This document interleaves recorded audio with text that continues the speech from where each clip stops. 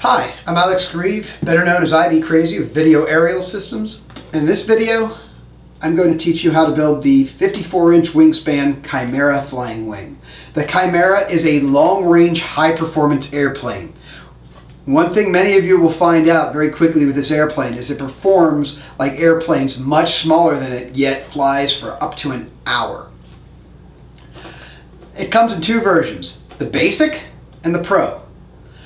Both kits come with the complete foam, 4 stabilizers for the airplane, custom motor mount, and spars. Also included in both kits, laminating film, enough to cover the whole airplane plus plenty of extra should you crash it or damage the airplane. It will also come with glue, and of course it's going to come with spars. Now the Pro kit comes with a few extra parts. First, it's going to come with 6 landing skids, 4 to put on the plane and 2 extra should you crash it or crumple them up. It's also going to come with a GoPro mounting box. This box is designed to mount a GoPro Hero 2 or a Hero 3 and go side by side with your flight camera. Also available in the Pro kit is a battery door. So you can put your batteries nice and enclosed. The Pro will also come with speed spars. The speed spars get mounted just like the regular spars, one over the top, one over the bottom, about 4 to 6 inches in from the wingtip. Now I know what you're thinking when you open up this box. The spars seem a little bit weak. Trust me, they're not. They're very, very strong. What they do is they form an I-beam. And when they do, you glue them in, this airplane becomes extremely stiff. And you'll find that those rods are stronger than any carbon rod you could even dream of throwing in this airplane. The Chimera is specifically designed for 2 3-cell 4,000 milliamp hour battery packs. That will get the CG appropriately at 9.5 inches back from front of the airplane. It can accommodate a 4-cell pack. I do not recommend going any larger than two 3300 4 cells. However, there have been some people that have put a 1200 watt motor on this airplane. And well, if you're going to put that much motor on it, maybe you do need more battery. I personally recommend about 600 watts and a prop size between 8 and 10 inches. You'll want close to a 1-to-1 thrust to weight ratio, so when you launch it and you go for that pitch over your head, the airplane will easily climb out and get on step in the sky. The top is a little bit more curved, the bottom is relatively a little bit flatter. It's an easy way to judge, or you can simply say, well, the batteries go in the top and line it up, and if it doesn't look right, well, it's not right. Take your welder adhesive and apply a copious amount to each surface. Now, when I say a copious amount, I mean you're going to go through this entire tube just gluing this thing together. Now what I like to do is heavily coat one surface, and I mean heavy, like so. And then butt it right up against the other part. Move it around a little bit just to make sure you get a good even coating. And then pull it apart. Welder adhesive is a contact adhesive, so for the most part you're going to let it dry or at least become aggressively tacky and then push it back together for a permanent bond. Now what I like to do is I like to take my finger and wipe along the thing, both surfaces, that way I know I've got a good coating. Not entirely necessary, but not a bad idea. And of course, you're going to repeat this with the other side, doing your best not to get glue all over yourself. And of course, well, that's going to happen. Don't use every last drop, just most of it for this. It takes approximately 5 or so minutes for this to dry up. And the amount of time that it took me to coat both sides, I've got another 2 or so minutes to wait. And then When I'm ready, when I'm noticing the bond is aggressively tacky, line your ends up, press it together.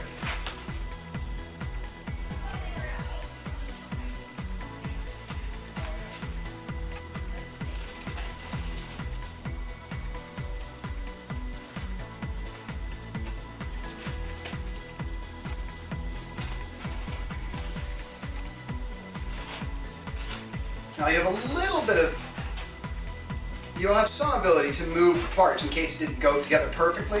So you don't have to be perfect, but it should be close. And then you can move the parts a little bit. Now for the wing tips.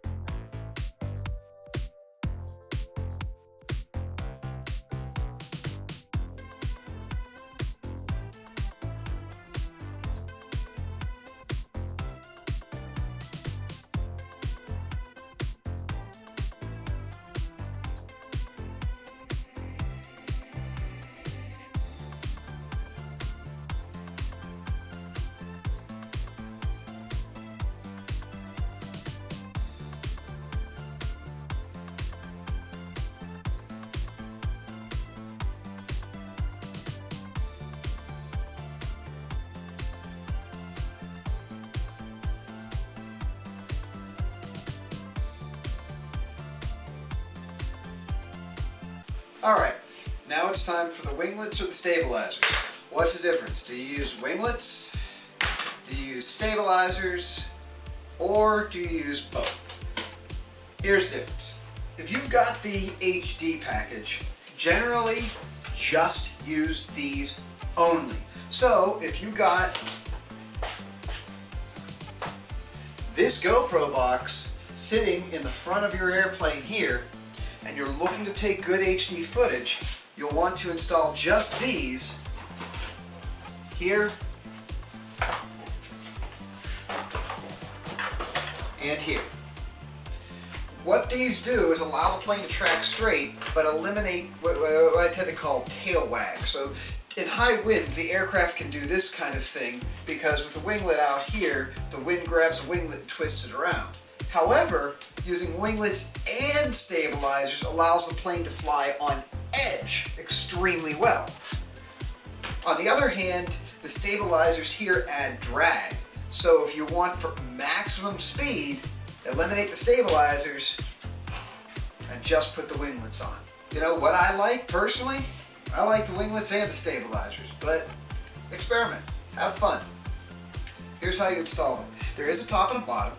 This is the bottom, see, because it's shorter, and this is the top. The back of the wing, it goes approximately right there. Do you have to be exact? Of course not. It's a winglet. It's a stabilizer. It doesn't really matter. You could probably mount it something goofy like that, and it would probably be okay.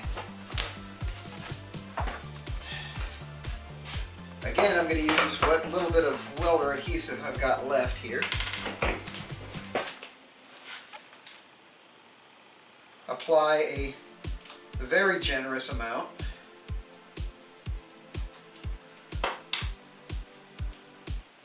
To the side of my wing.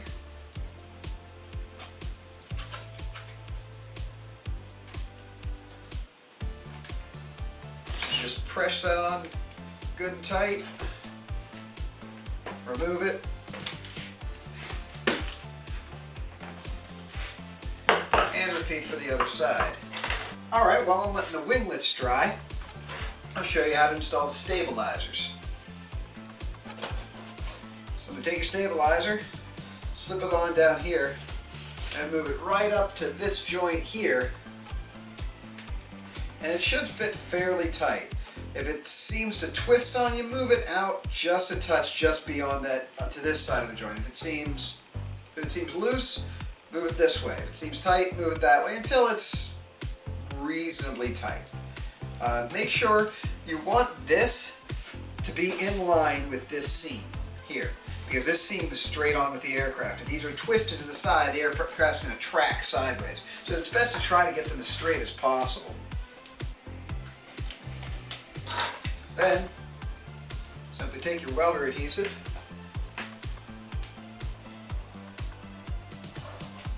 and run a bead of glue.